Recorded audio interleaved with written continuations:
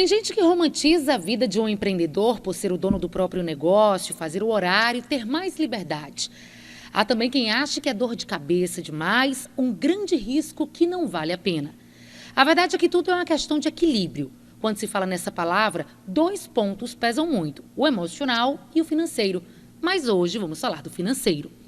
Existem erros na gestão das empresas que podem comprometer o equilíbrio das suas finanças e colocar a continuidade do negócio em risco, como atrasar pagamentos, se deparar com um valor que não sabe de onde veio, exagerar nos gastos do mês, misturar contas empresariais com pessoais.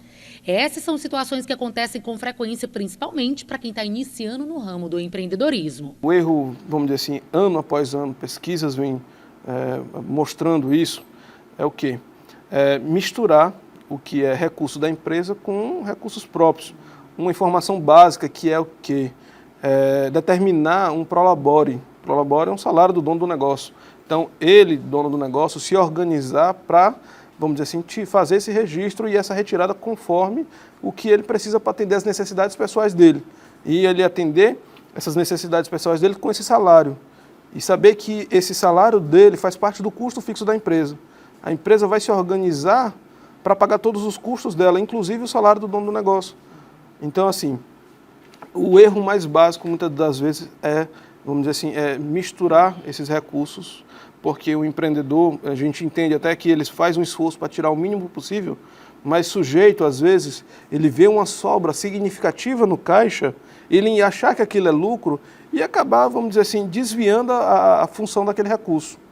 Às vezes, muitas vezes, até inconsciente, vamos dizer assim, não querendo, vamos dizer assim, prejudicar o negócio, mas por desconhecer, por entender que existe sujeito uma sazonalidade no mercado, que o sujeito está tendo uma sobra de recurso, porque aqueles períodos ali foram períodos bons de entrada de recurso e não está conseguindo, vamos dizer assim, antever o que está sujeito a acontecer nos meses subsequentes e sujeito a ser períodos de poucas vendas. Então, a gente acontece muito isso.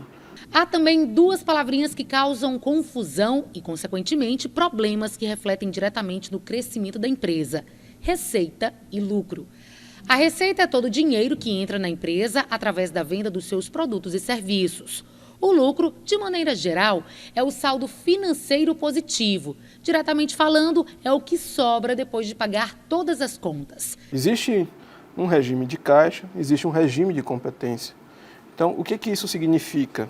Então, assim, um mês, vamos dizer assim, se a gente for olhar uma competência, um período, um mês, ele tem os custos daquele mês.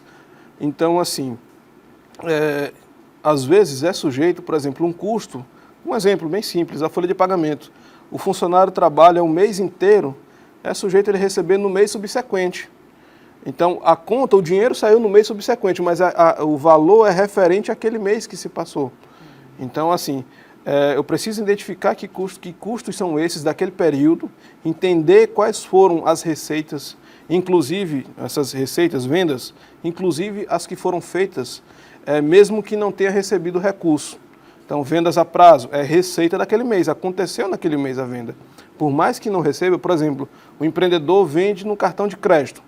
Então, muitos deles recebem com 30 dias aquele recurso daquela venda. Então, assim, a venda aconteceu naquele mês, mas o recurso financeiro, o dinheiro, só entra no mês subsequente. Então, para se chegar a entendimento de o que acontece, qual é o resultado do mês, eu preciso levar em consideração essa informação. Foi venda, tanto à vista quanto a prazo. Então, assim, aí eu consigo calcular o tanto de receita quanto de despesa daquele mês e conseguir encontrar um resultado. O Sebrae, nós temos soluções gratuitas, soluções pagas, tem um atendimento presencial gratuito, consultores voltados para consultoria financeira, consultores especializados em marketing, vendas, em gestão de pessoas, em planejamento de negócio. Então, assim, tem aquele atendimento inicial, 1 hora de atendimento, até 2 horas, a depender da situação. A gente dá uma orientação inicial, que muitas das vezes resolve muita coisa.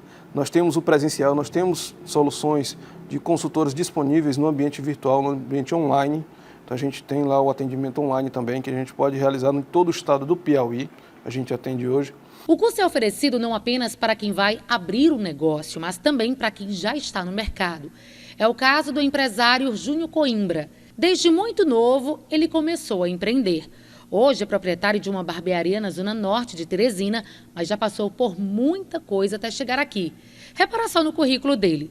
Dono de bar, professor de artes marciais, funcionário de uma barbearia e professor de química. Só de sala de aula foram 12 anos de dedicação. Mas ele abriu mão por um grande sonho, ser policial militar. Inclusive foi aprovado em um concurso do Maranhão. Mas junto com a aprovação veio também a frustração. Já tinha um interesse pelo ramo, né? E a necessidade também me fez correr atrás, porque com 2 filhos pequenos, e aí fiquei desempregado, né? Aí eu falei, foi um ano antes, foi em 2019.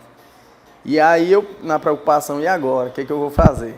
Fui para o curso de formação, abri mão das escolas para poder ir fazer a formação na academia, né, militar, e agora eu estou desempregado. Mas ele deu a volta por cima, não desistiu do sonho da carreira militar.